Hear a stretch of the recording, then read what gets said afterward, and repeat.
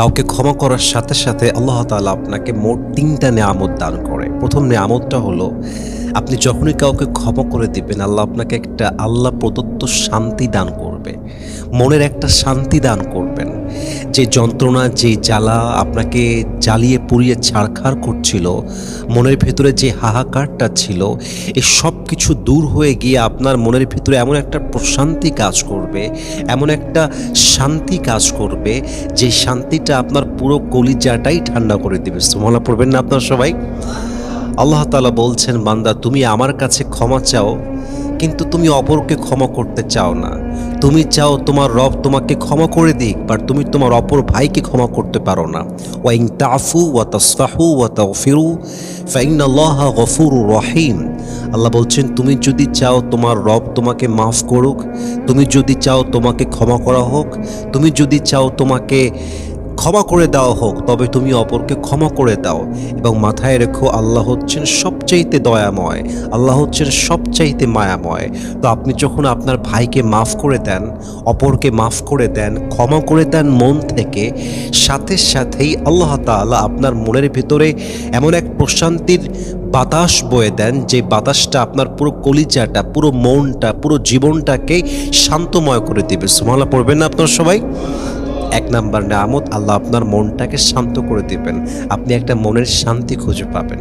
২ number, যখন আপনি কাউকে ক্ষমা করে দেন, সাথে সাথেই আল্লাহ আপনাকে একটা বেড়াজাল থেকে মুক্তি দান করে।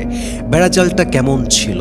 যে এই মানুষটা আমার সঙ্গে বেঈমানি কেন করলো, এই মানুষটা আমার সাথে চিট কেন করলো, এই মানুষটা আমাকে এত বাজে ব্যবহার কেমন করে করলো, এই মানুষটা আমার সঙ্গে এত বড় বিশ্বাসঘাতকতা কেমন করে করলো।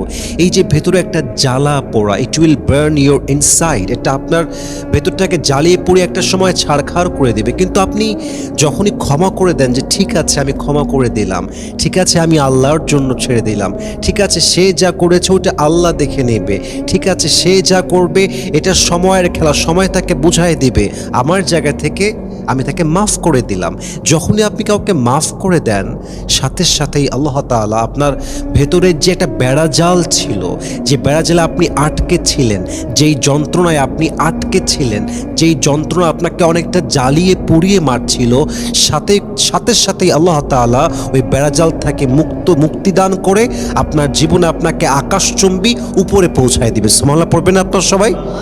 তো এই যে বেড়াজালটা আপনার ভেতরে আছে, জ্বালা কাজ করে, দেখে নেব, I will take the revenge, আমি প্রতিশোধ নিব, আমি তাকে শেষ করে ফেলবো, আমি দেখে নেব, সময় কথা বলবে, আমি আমারটা আমার জায়গা থেকে প্রতিশোধ নিয়েই ছাড়বো। এই যে একটা মানুষের অ্যাটিটিউড, রিভেঞ্জ মাইন্ডসেট, আপনি এই মাইন্ডসেট নিয়ে আর যাই হোক না কেন হ্যাপি হতে পারবেন না, সুখী হতে পারবেন না। সুখী আছে ক্ষমার ভিতরে, সুখী আছে দয়ার ভেতরে, সুখ রয়েছে ইগনোর করার ভেতরে, সুখ রয়েছে যত যাই হয়ে যাক ওভার রিয়্যাক্ট না করা, যত যাই হয়ে যাক বেশি বাড়াবাড়ি না করা। আরে বান্দা যদি চুপচাপ পরিস্থিতিকে নিয়ন্ত্রণ করা শিখে যায়, বান্দা যদি ওভার রিয়্যাক্ট করা থেকে বেঁচে যায়, বান্দা যদি এটা ভাবে যে যা করবে তার পরিণতি তেমন হবে, আমি আমার রবের দয়া চাই, আমি আমার রবের মায়া চাই, আমি আমার গুনাহের জন্য আল্লাহর কাছে ক্ষমা চাই, আর আমি যদি ক্ষমা পেতে চাই, আমি যদি মনের শান্তি পেতে চাই, আমি যদি আমার জায়গা থেকে একটা বেড়াজাল থেকে মুক্তি পেতে চাই, আমাকে আমার ভাইকে মাফ করতেই হবে। ঠিক কিনা বলেন? এই জন্য প্রিয় ভাইরা আমার, যদি আপনি বেড়াজাল থেকে মুক্তি পেতে চান, এই যন্ত্রণা থেকে মুক্তি পেতে চান, রিভেঞ্জ থেকে মুক্তি পেতে চান, মেহেরবানি করে যে অন্যায় করেছে, হাজব্যান্ড হতে পারে, ওয়াইফ হতে পারে, ফ্রেন্ড হতে পারে, সবচেয়ে কাছের মানুষ হতে পারে, আপনার ভালোবাসার মানুষ হতে পারে, রিলেটিভস হতে পারে, যে কেউ হতে পারে, please forgive them as much as you can. You have to try your best to forgive people. যতটুকু আপনি পারেন চেষ্টা করবেন মানুষকে ক্ষমা করার জন্য। আল্লাহ আমাদের সবাইকে বোঝার তৌফিক দান করুক, পড়েন সবাই আমিন। সর্বশেষ একটি পয়েন্ট হলো, আপনি যখন মানুষকে মন থেকে ক্ষমা করে দিবেন, আল্লাহ তাআলা আপনার প্রতি দয়া করবেন। আল্লাহ আপনাকে দয়া করবেন কিভাবে? যে আল্লাহ আপনাকে অনেক সামনের দিকে এগিয়ে নেবে। মাথায় রাখবেন, আপনি যখন কাউকে ক্ষমা করে দেন, আল্লাহর দয়ার সাগরটা আপনার জন্য আরও বিশাল হয়ে যায়। আপনি যখন কাউকে ক্ষমা করে দেন, আপনি আপনার জীবনে না অনেক সামনে এগিয়ে যেতে পারেন। দেখবেন যে আমরা মাঝে মাঝে মানুষকে ক্ষমা না করার জন্য সামনে আগাতে পারি না। হয়তো তালাক হয়ে গিয়েছে, হয়তো কোনো সম্পর্কে বিচ্ছেদ হয়ে গিয়েছে, আপনি আজীবন এটাই ভাবতেছেন ওইটা কেন করেছিল, ও আমারে কেন ছাড়লো, ওইরকম বেইমানি কেন করলো। এই কাজগুলো না, এই চিন্তাগুলো আপনাকে আটকে রাখে, আপনি সামনে আগাতে পারেন না।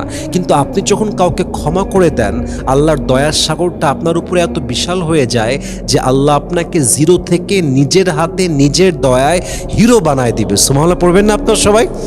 তবে একটা পয়েন্ট মাথায় রাখবেন যে আপনি যখন কাউকে ক্ষমা করছেন, ক্ষমা হচ্ছে দুই প্রকার। এক, কেউ আপনাকে আঘাত করেছে, কোনো প্রকার কোনো অন্যায় করে ফেলেছে, যা আপনি চান নাই তা করে ফেলেছে, আপনি তাই ক্ষমা করে দিয়ে আপনার লাইফে আবার জায়গা দিবেন যে ভাই ঠিক আছে, মানুষ মাত্রই ভুল হয়ে গিয়েছে, আপনাকে মাফ করে দিলাম, আসেন আমরা আগের মতো আবার ভালো হয়ে যাই, আগের মতো আবার বন্ধুত্বের সম্পর্কে চলে যায়। এক নাম্বার। আর এক হচ্ছে কেউ আপনার বিশ্বাস ভেঙেছে, কেউ আপনার সঙ্গে পুরোটাই বেইমানি করেছে, চিটারি করেছে, বাটপারি করেছে। এই ক্ষেত্রে পয়েন্টটা মাথায় রাখবেন, একে মাফ করবেন, বাট একে আপনি জীবনে আগের মতো আর জায়গা দিবেন না। একে আপনি মাফ করবেন, বাট সেকেন্ড টাইম একে আপনি আর ট্রাস্ট করবেন না। কারণ ক্ষমা করা এক জিনিস, কাউকে জীবনে আবার জায়গা দেওয়া আর এক জিনিস। যে ভুল করেছে তাকে ক্ষমাও করা যায়, জীবনে আবার জায়গাও দেওয়া যায়। কিন্তু যে বেইমানি করেছে তাকে আল্লাহর দিকে তাকিয়ে মাফ তো করা যায়, ক্ষমা তো করা যায়, কিন্তু বিশ্বাসঘাতককে জীবনে সেকেন্ড টাইম আর কোনো জায়গা দেওয়া যায় না। ঠিক কিনা বলেন? তাহলে যে ভুল করেছে ক্ষমাও করবেন, জীবনে জায়গা দিবেন। কিন্তু যে বেইমানি করেছে, যে প্রতারণা করেছে, যে আপনার বিশ্বাস ভেঙেছে, তাকে মাফ করবেন, it's fine, it's okay, but তাকে সেকেন্ড টাইম চান্স দেওয়ার মতো জায়গা আপনার লাইফে, আপনি তাকে জায়গা দেওয়ার মতো ভুলেও করা যাবে না। ঠিক কিনা বলেন? একটা কথা আছে যে अगर तुम किसी को यकीन करते हो तो ये कोई गलती नहीं है, ये इंसान की एक निशानी है, लेकिन जिसने तुम्हारी यकीन को तोड़ दिया है फिर से उसी को यकीन करना, ये तुम्हारी ज़िंदगी की सबसे बड़ी गलती है, और तुम जो बेवकूफ़ हो ये सबसे बड़ी उसकी निशानी है। যখন কাউকে বিশ্বাস করেন, এটা কোনো অন্যায় কাজ নয়, কিন্তু যে বিশ্বাস ভেঙেছে তাকেই আবার ট্রাস্ট করা, তাকেই আবার বিশ্বাস করা, এটা হচ্ছে আমাদের জীবনের সবচেয়ে ভুল সিদ্ধান্ত। ঠিক কিনা বলেন? So trust someone, it's not a fault.